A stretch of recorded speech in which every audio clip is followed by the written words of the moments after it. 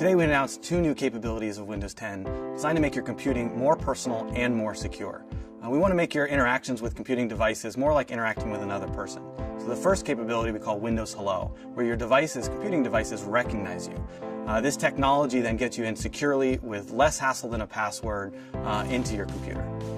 From there we have the new feature Microsoft Passport. Microsoft Passport allows you to get into your applications and online content without the need for a password at all. More secure and easier to use. It's built on a technology called asymmetric key cryptography. It's the kind of technology that powers things like smart cards. It's how you verify web servers. It's used by cell phones to verify networks. It's a technology that's been around for a long time. It's well proven, but it's never made its way into something that real consumers can use. With Windows Hello, you can use your fingerprint, face, or iris, and you get enterprise-grade security with nothing that attackers are able to steal. They can't watch you enter your PIN, they can't steal your password. You get all of that security that an IT organization would expect from smart cards with the familiarity and personal experience of Windows Hello. And this technology we've developed over the years, based on what we've learned with Kinect, early versions of Kinect, we've evolved that and included it right into Windows. It uses new infrared technology that makes it much more reliable in different lighting conditions, with cosmetics, with facial hair. And this is part of what allows us to get that facial recognition all the way up to what we call enterprise grade, over 1 in 100,000 false accept rate.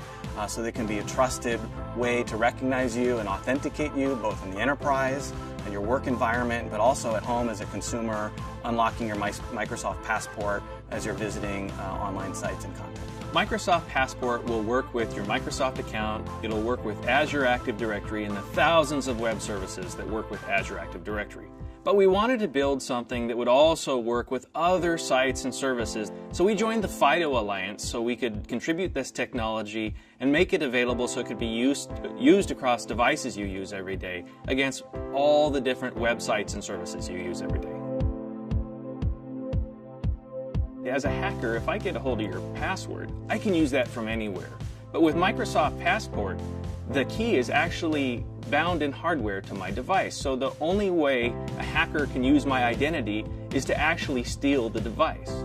Now, when you use Microsoft Passport with Windows Hello, that means not only does the attacker have to steal my device, but they also have to be able to use my biometric, like my face, my fingerprint, or my iris, which is super challenging. We have anti-spoofing capabilities built in so that you can't use a photograph or a selfie on someone's phone to log in and impersonate someone else. But that's part of the promise, is you're not logging into the website with your face. You have possession of your device, you're unlocking the device with your face, and then your device is authenticating on your behalf. Windows Hello was designed with privacy in mind. It never stores an image of your face or your iris on the device. Instead, it authenticates you locally and then unlocks Microsoft Passport, which then cryptographically authenticates you with the websites and applications that you visit.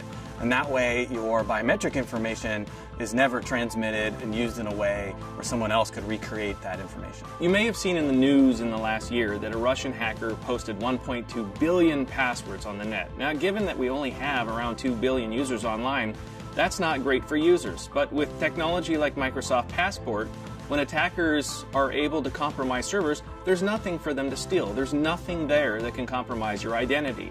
If they control one of those servers, all they get are a bunch of public keys, which aren't useful to the attacker at all. So it's all about making your computing experiences easier to use and more secure at the same time.